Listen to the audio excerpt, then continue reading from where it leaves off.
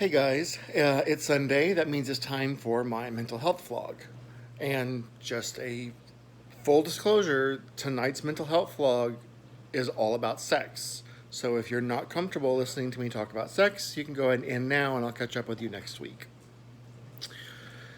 So, I've been dealing with sexual anorexia, which is a very common side effect of recovering sex addicts, where they kind of go into a full shut in mode, which means they have pretty much zero sexual drive. So I've been reading this book called Erotic Intelligence, Igniting Hot, Healthy Sex While in Recovery from Sex Addiction by Alexandria Katahekis. And my boyfriend read this book before I did because he wanted to be able to have some insight into things from my perspective, which I thought was very cool that he wanted to take that initiative and to read the book from his perspective.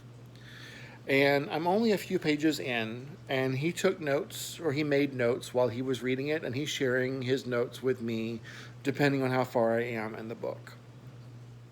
And one of the things that he pointed out was when he and I are intimate, or when he and I are having sex, that I have a tendency to want to rush right to the finish line. Like my sole focus is, kissing a little oral, and then straight to the anal. And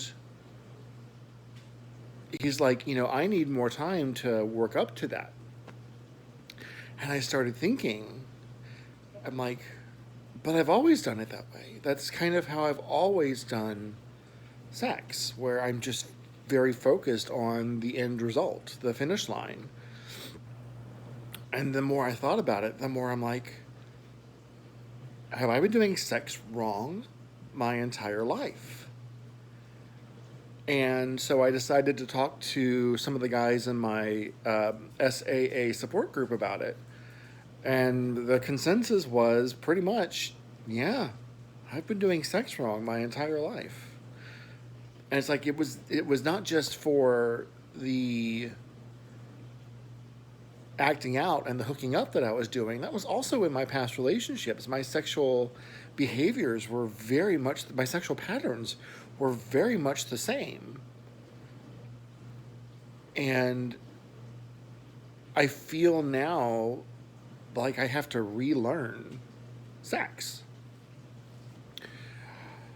And one of the things that, and this is going to be very personal, so sorry in advance. One of the things that I thought about was, okay, well, what are my erogenous zones? What turns me on? I don't have any. I don't have any erogenous zones. Like, there's very few, if any, parts of my body that I enjoy being touched in an intimate way.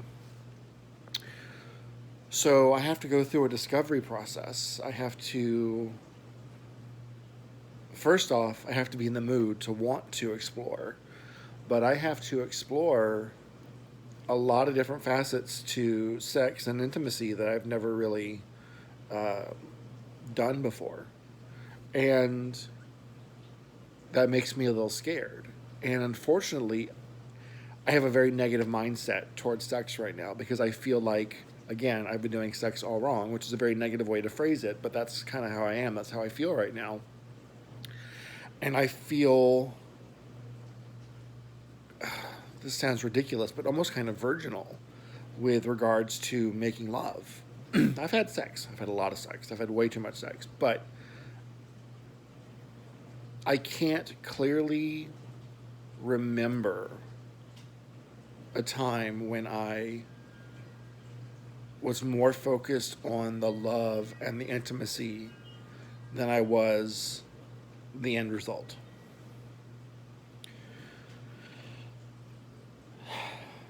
So my boyfriend and I talked, and we're kind of brainstorming some ideas of things to try, things that maybe I've been curious about or whatever, but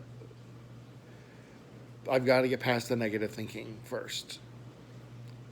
I have to get past the fact that I feel broken because I don't have any erogenous zones. Like some people, like their nipples are really sensitive, or their necks are really sensitive, or the small of their back.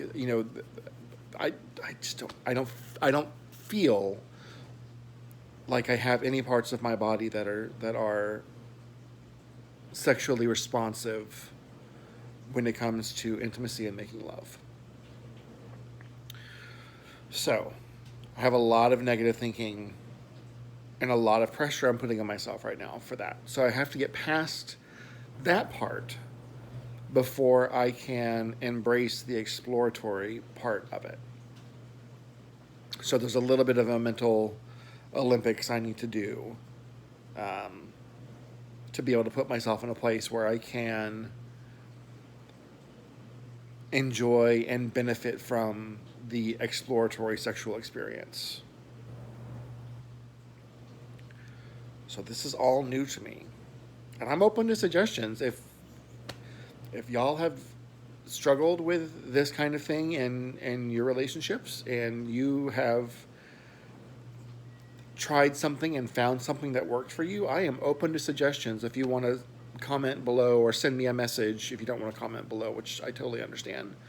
And let me know because I am wide open to things to try because I have no idea where to start and no idea what's going to work.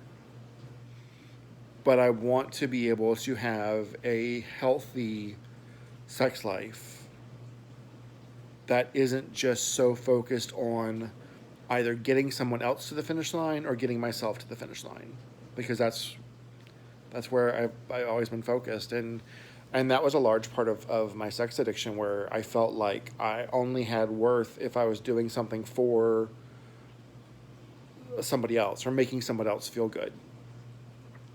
And that I've been working on. A lot of that has to do with self-worth, finding self-worth outside of sex, which I've done really well on, and I'm in a really good place with that. But it's amazing the things you find along your journey that you didn't know were broken, and this is one of those things I didn't know was broken, and until somebody that I loved and cared very much about pointed it out to me, which got me thinking about my entire past sexual history.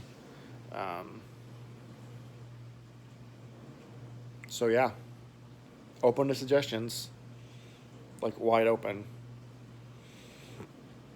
And I know a lot of people are not comfortable talking about sex, and I used to be one of those people that was not comfortable talking about sex.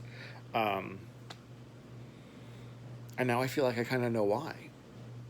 So now I'm more comfortable talking about sex, but I'm not comfortable in sex. And that's something I got to work on. And my boyfriend is very patient and very understanding. And I know that the sexual relationship that he and I have is not satisfactory. And we've both had things we've had to work on. And he's been able to work on his a little bit faster and better than I have mine. And it's not a race and it's not a competition, but I am not nearly as far along in fixing this problem than he is. So open to suggestions. And yeah, I've talked to my therapist about it. I've talked to my support group about it. And, they all have the same response. Just try and be in the moment. Just try and enjoy the moment. All right, I have ADHD. That moment doesn't last very long. So, that's another layer of complication on top of all of this. But there's nothing that I can't work on, and nothing that I can't try and fix and overcome. So this too shall pass, and I will get this figured out. But it's just another detour on my journey to get where I want to be. So I hope that wasn't too uncomfortable for y'all. That's my vlog for the week. Holidays are coming up. Christmas is not next week, but the week after. Almost done shopping, but not quite. All right. I love you guys. Check in on your friends. Tell them you love them. Check in on your family. Tell them you love them. Make sure you remind yourself you love yourself too. Don't be afraid to talk to yourself about your own journey. Sometimes talking about it out loud helps, even if it's just to yourself in an empty room. And make sure you're doing your self-care during this crazy time of year. I love you guys. Be safe. Wear a mask. And I'll check in with y'all next week. Bye.